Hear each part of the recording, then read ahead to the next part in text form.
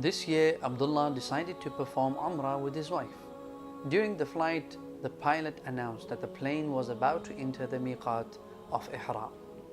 After this announcement, Abdullah started preparing to assume Ihram. Hajj and Umrah has 5 miqat places that may not be passed without Ihram. These are Dhul Hulayfa, Dhat Irq, Qarn al-Manazil, Yalamlam and Al-Juhfa. If one crosses miqat without assuming Ihram, then he has to return to it and assume Ihram there.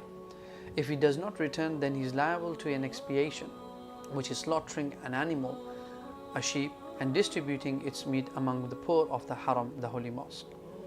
Upon reaching the miqat, it is a sunnah for the one intending to perform Umrah to remove the hair from his underarms as well as pubic hair, cut his nails, take a bath and perfume his body, but not his clothes of Ihram. Then he wears the clothes of Ihram. These are called a rida, upper body cover, the izar, lower body cover. Head for men should be uncovered, and footwear can be sandals or slippers where majority of the foot is apparent. As for women, they wear their normal clothes except for the niqab and gloves. After Abdullah prepared himself for Ihram, he recited the intention, Labbaik Allahumma Umrah, which means, "O Allah, I answer your call to perform Umrah." Then they started to recite the Talbiyah along with other pilgrims on the plane. Talbiyah should be recited individually. Abdullah then started to remember the forbidden matters during Ihram. It is impermissible to remove any hair of the body or cut nails, perfume the body or the garments of Ihram, cover the head, wear something stitched according to the size of the body organ, have intimate relationship or caress with lust, conclude a marriage contract, propose to a woman, harm or kill animals. They head towards the sacred house of Allah. Before starting the tawaf, they stopped reciting the talbiyah. They headed towards the corner of the black stone. Abdullah uncovered his right shoulder and placed the right side of his rida, the cloth, under his arm. When they reached the black stone, they only pointed to it and said, Allahu Akbar, or Bismillahi Allahu Akbar. Then they started tawaf from the black stone. Tawaf consists of 7 circuits that also end at the black stone. In the first 3 circuits, the pilgrim walks quickly with short steps, which is known as ramal, and that is for men, not women, if it is feasible to do so. During the tawaf, he may supplicate and say any dhikr, the remembrance of Allah, that he or she wishes to say.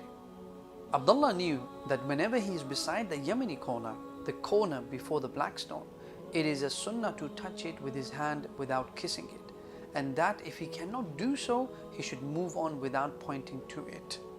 It is also a sunnah that when Abdullah would reach the Yemeni corner, from there onwards until reaching the Hijr Aswad, the black stone place, he would read this dua, Rabbana atina fid dunya hasanatan wa fil akhirati hasanatan wa qina adhaban nar. After reaching the black stone, you have completed the first circle of tawaf. Now you will face the black stone with hand pointing to it and say Bismillahi Allahu Akbar or Allahu Akbar for your second round. You would now make any dua that you would like to make in this tawaf. Like the first one, when you will reach the Yemeni corner, from there until the black stone you will make the dua Rabbana atina fid dunya hasanatan wa fil akhirati hasanatan wa qina adhaban nar. You will follow the same circuit 7 times. He was also keen not to perform the tawaf inside Hijr Ismail because it is part of the Kaaba. Entering it renders the circuit of tawaf incomplete and unavailing. At the end of the 7th circuit, you should not raise your hand as it is done only at the start of the circle. Abdullah covered his right shoulder and went behind Maqam Ibrahim, the standing place of Ibrahim alayhi salam, to perform the 2 rak'ah of tawaf. One can recite Surah Al-Kafirun in the first rak'ah and Surah Al-Ikhlas in the second rak'ah. After praying the 2 rak'ahs, on their way they drank from the water of Zamzam as instructed by the Prophet Muhammad sallallahu alaihi wasallam. Abdullah headed towards the place of Sa'i, going back and forth between Mount Safa and Mount Marwa. Then they ascended to As-Safa, and upon this recited the verse in which Allah subhanahu wa ta'ala says in Surah Al-Baqarah, Inna as-Safa wal-Marwata min sha'airillah. Indeed, As-Safa and Al-Marwa are among the symbols of Allah. Then they stood to supplicate Allah while facing the Kaaba. It was the practice of Prophet Muhammad sallallahu alaihi wasallam that he would read this dua. La ilaha illallah wahdahu la sharika lahu, lahul mulku wa lahul hamdu, wa huwa ala kulli shay'in qadir. La ilaha illallah wahdahu anjaza wa'dah wa nasara 'abdah wa hazama al-ahzaba wahdah. After saying this dua in Arabic, you can make any dua you want to make for yourself or family members.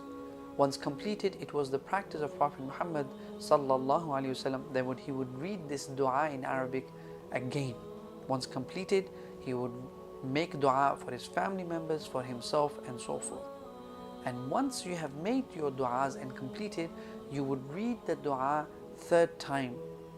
And then after completing it, you would start your walking between Mount Safa and Marwa, walking while reciting zikr and supplicating with whatever supplications that he could. Then Abdullah ran between the two green marks placed between As-Safa and Al-Marwa. When they reached Al-Marwa, they completed one of 7 lengths. They repeated the same dua as said at Safa without reciting the verse. Then they returned to As-Safa in the same way and repeated the same till they completed the 7th round. They ascended to Al-Marwa without saying anything, and that is how they completed their sa'i. After the sa'i, Abdullah shaved his hair while his wife cut the length of her fingertip from all the sides of her hair.